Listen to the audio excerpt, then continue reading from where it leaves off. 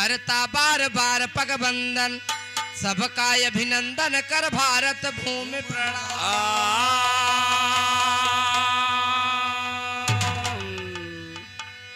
आप लोग एक बिरहा सुनें, सुमवा कि सुम कटे से भगवान फेल हो गए भैया।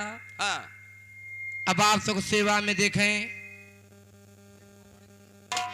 एक पौराणिक प्रसंग पेश बा।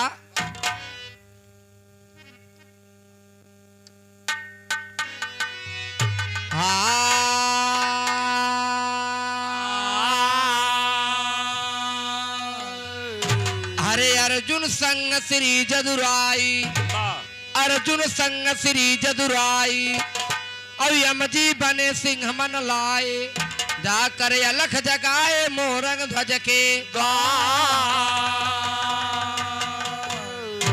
एक समय के हाल सुने। एक समय यदुवंश के शिरोमण भगवान मुरलीधर आनंद कंद कन्हैया जी, ए मुरलीधर कन्हैया गर्मी के महीना में ऐसे बगीचा के तरह बैठ के अर्जुन जी से बतलात हैं। अर्जुन जी से बतलाते हैं तो अर्जुन जी मुरलीधर कन्हैया से कहने, भगवान यह दुनिया में हमसे बड़ा आपके भक्त क्यों ना है ना। इतनी बात जब मुरलीधर कन्हैया सुने मुस्कियाने कहन, अर्जुन तो का अपने भक्ति पे बहुत बड़ा घमंड बहुत बड़ा अहंकार हो गया। वैसे तो पंचो अहंकार जमन या भगवान के आहार ही है। अब ऐसे जब अहंकार हो गया मुरलीधर कन्हैया के, अर्जुन जी ऐसे जब अहंकार हो गया करत का है। मुरलीधर कन्हैया यमराज के बुलाए लेहन, यमराज के बुलाए के भगवान देखें का करते हैं भैया। हरे अर्जुन श्री कृष्ण भगवान, अर्जुन श्री कृष्ण भगवान, हरे पहुंचे मोरंग ध्वज मकान परीक्षा लेने की तैया खड़े सा, मनवाना परीक्षा लेने की तैया खड़े सा, परीक्षा लेने के तैया खड़े,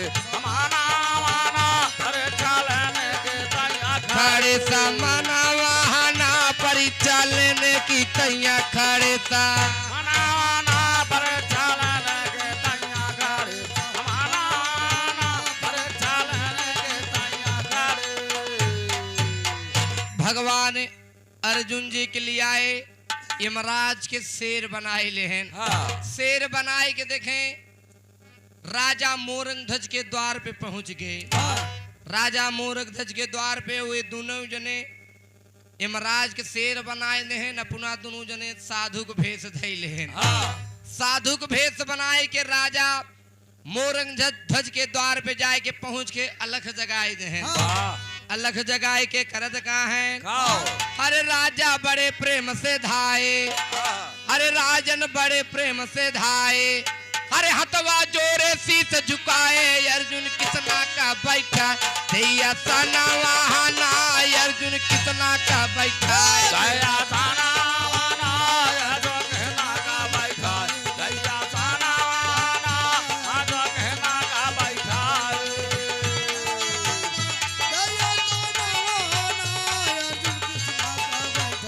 दैया सना वहाना, अर्जुन किसना का बैठा, दैया सना वहाना, अर्जुन किसना का बैठा।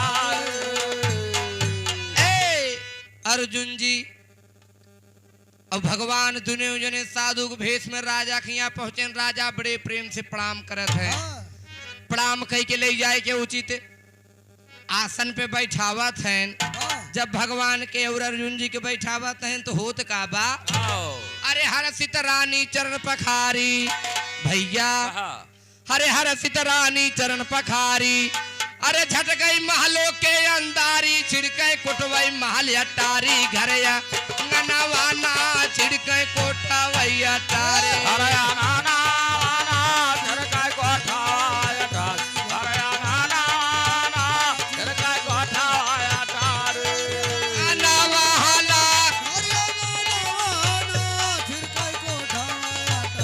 अरे नाना नाना छिड़के कोठा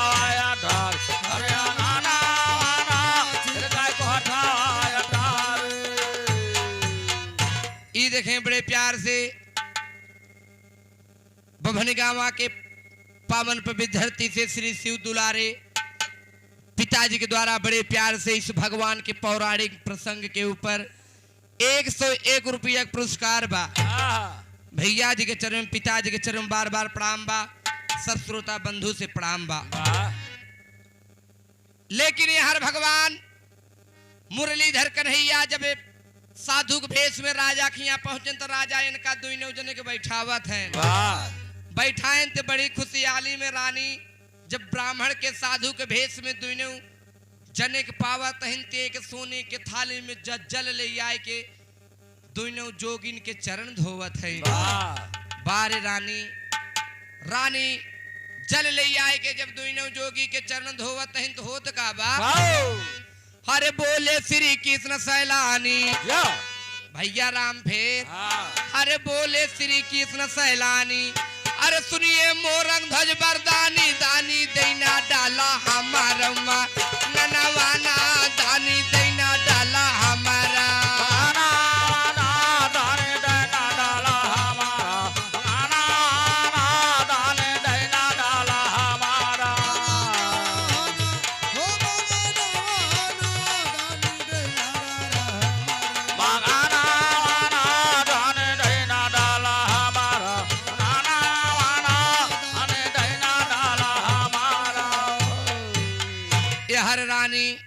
जब ले आए के सोने के थाली में जल ले के दुइनो देवतन के चरण धोई के ले जाए के अपने घर के अंदर छिड़कत है।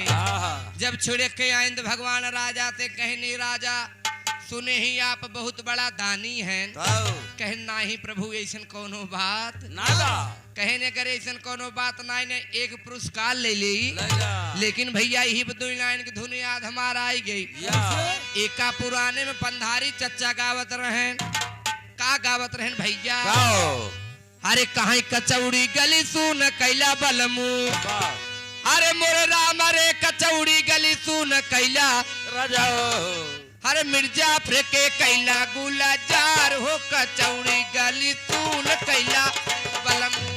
बड़का गाले गोलाजार हो, अरे गले सो कैला राजा हो, बड़का गाले गोलाजार हो, अरे गले सो कैला राजा हो। कचौड़ी गली सुन हो, कचौड़ी गली सुन हो, कचौड़ी गली सुन राजा, बड़का गाले गोलाजार हो, अरे गले सो कैला राजा हो, बड़का गाले गोलाजार हो, अरे गले सो कैला राजा हो। इसी भाव पर रामदीन के पूर्वा के पावन धरती से बड़े भैया लवकुश यादव जी के द्वारा 500 रुपए में से 51 रुपए के पुरस्कार बा। भैया जी के बहुत बहुत प्रणाम बा, साथ साथ सब भैया के प्रणाम बा। लेकिन ध्यान तो पुरान गीत या कि पुराने जमाने के खलीफा गावत रहन कि मिर्जापुर के कैला गुलजार, कचौड़ी गली सुन कैला।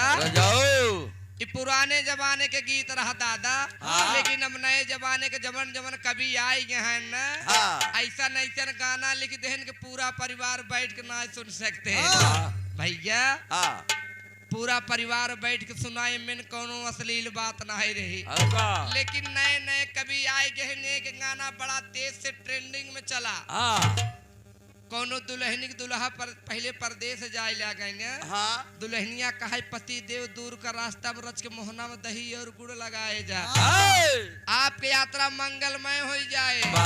लेकिन एक गाना बिहार से चला, हमरे यूपी में बड़ा तेज तहलका मचाए। कहन जा तारा परदेश बलमुआ हमके घर में छोड़ के, और तनी जाए से पहले खाए ला होठलाली से रोटी बोर के। अगर होठलाली से रोटी बोर के खाए के जावा तो यात्रा बहुत बढ़िया तो जाए। लेकिन भैया पुराने जमाने में कुल गाना ना होता रहा। पुराने जमाने में दादा रामदेव दादा 2 लाइन गाय के चला गए। अरे कहीं जगतिया में कोई नहीं अपना, ए बाबू हो जहानवा में कोई नहीं अपना। अरे कहीं कोई का कोई ना कोई होई हो, जगतिया में कोई नहीं अपना। हाथिया हम कोई नाही अपना कोई का कोई नाही होए हो हाथिया हम कोई नाही अपना जगतिया में कोई जगतिया में कोई कोई का कोई नाही होए हो हाथिया हम कोई नाही अपना कोई का कोई नाही होए हो हाथिया हम कोई नाही अपना ये देखें नंदलाल यादव आप ग्राम गोणी अमेठी के पावन सरजमी से आपके द्वारा देखें 51 रुपए के पुरस्कार बा। भैया जी के चरण बहुत बहुत प्रणाम बा। सब श्रोता बंधु से प्रणाम बा। कहन जगतिया में कोई नहीं अपना कहन यह दुनिया में आपन क्यों नहीं है लेकिन हिम दुई लाइन और आगे का बताएं। गाओ अरे कहा जगतिया में कोई नहीं अपना ए बाबू हो जहानावा में कोई नहीं अपना कहा कोई का कोई ना कोई कोई हो जगतिया में कोई नहीं अपना कोई का कोई नाही होए हो हाथिया हम कोई नाही अपना कोई का कोई नाही होई हो हाथिया हम कोई नाही अपना अरे कहा कोई का कोई नहीं होई हो जगतिया में कोई नहीं अपना हरे बनल के सार बहनोई हो जगतिया में कोई नहीं अपना बनाला बाजार बहनोए हो हाथिया हम कोई नाही अपना बनाला बाजार बहनोए हो हाथिया हम कोई नाही अपना छोटे लाल यादव छोटे लाल मौर्य आप कोरी छोटे लाल कोरी आप बड़े प्यार से बाबू के पुरवा के पावन धरती से आपके द्वारा बड़े प्यार से क्षमा करें 101 रुपए के पुरस्कार बा। चाचा जी के बहुत बहुत नमस्कार बा। साथ साथ सब भैया के नमस्कार बा। लेकिन ध्यान बिरहा में यार राजा के द्वार पे जब दुइनों देव जोगी साधु के भेष में पहुंचा तहन तो होत का बा हाय अरे भगवान राजा से का कहें बोले श्री कृष्ण सैलानी बोले श्री कृष्ण सैलानी अरे सुनिए मोरंग ध्वज बरदानी दानी दैना डाला हमारा मनवाना हो दानी दैना डाला हमारा मंगाना दाने देना डाला हमारा मंगाना दाने देना डाला हमारा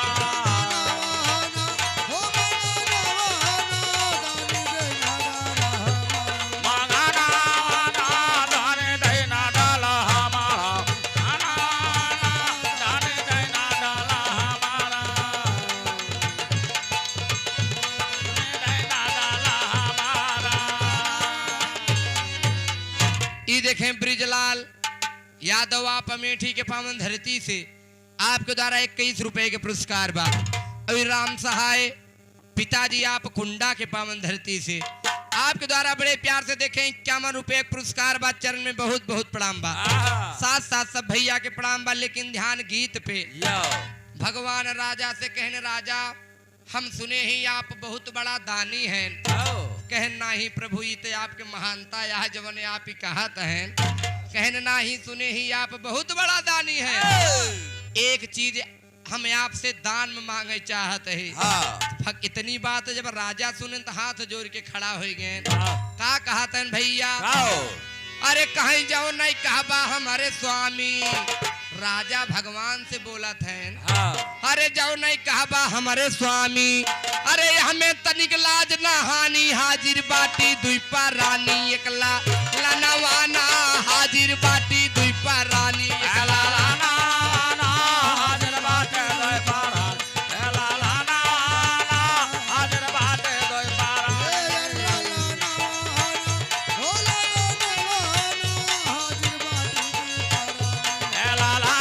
हाजिर बाटे दोय पारा लाना हाजिर बाटे दोय पारा ये देखा भैया परम आदरणीय रामफेर यादव प्रधान भैया जेठौना के पावन धरती से इस बिरहा पे खुश है के 101 रुपए का पुरस्कार बा और हमारे पूरे पार्टी की तरफ से पिताजी के चरणों में बार बार प्रणाम बा। ई देखे महाप्रसाद यादव, आप नौगवा के पावन धरती से आपके द्वारा 51 रुपया पुरस्कार बा। आपके चरण में बहुत बहुत प्रणाम बा, सब भैया से प्रणाम बा। अभी देखें हरि प्रसाद हरि राम आपके द्वारा बड़े प्यार से देखें बाबू के पुरवा के पावन धरती से आपके द्वारा 101 रुपया के आशीर्वाद बा। पिताजी के बहुत बहुत प्रणाम बा, साथ साथ सब भैया के प्रणाम बा। लेकिन यहाँ राजा भगवान से बतलाते हैं तो भगवान जब इतनी बात कहन तो राजा हाथ जोड़ के खड़ा हो गए। खड़ा हुई के भगवान कहन भैया कहन प्रभु आप ही राजपाट के बात छोड़े, दान में दुई परानी हम हमार एक लड़का आपके सेवा में समर्पित बा। इतनी बात जब सुने तो भगवान मुस्कियाते हैं, अर्जुन जी के खोदत है। कहने अर्जुन देखे चला ये हमार भक्त हैं, कितना हमार प्रेमी हैं। अब अर्जुन जी के खोदत हैं, भगवान राजा से का मांगत है। हाय अरे बोले श्री कृष्ण सैलानी सुनिए मोरंग ध्वज वरदानी। कहन मोरंग ध्वज हमका यही वरदान में दे जा। कहन काऊ प्रभु अरे कहे राजा रानी लेके आ रहा, अरे लड़का चीर के दुई कई डारा, हमारे शेर का कराया हारा तू भो जनवाना, हमारे शेर का कराया हारा तू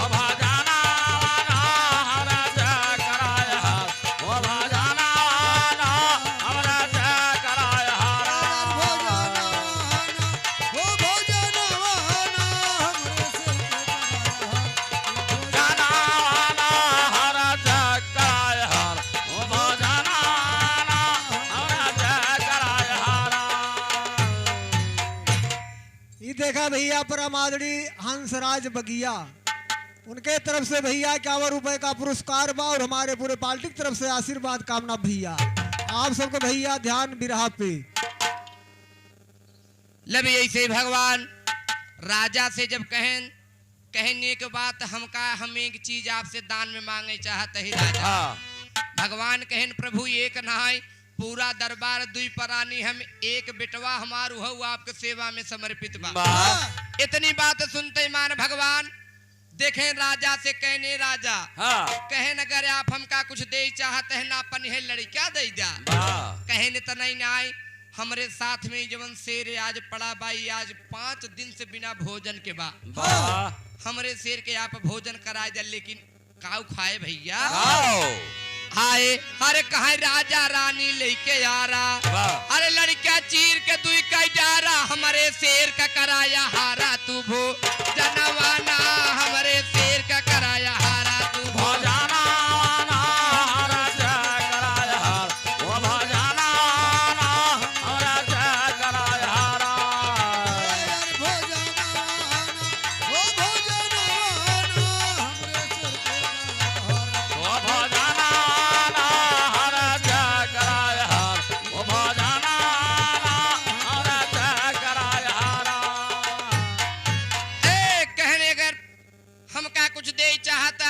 शेर के आप खाली भोजन कराई जा, लेकिन हमारे शेर यही आपके लड़का के मांस चाहे मांस। इतनी बात सुन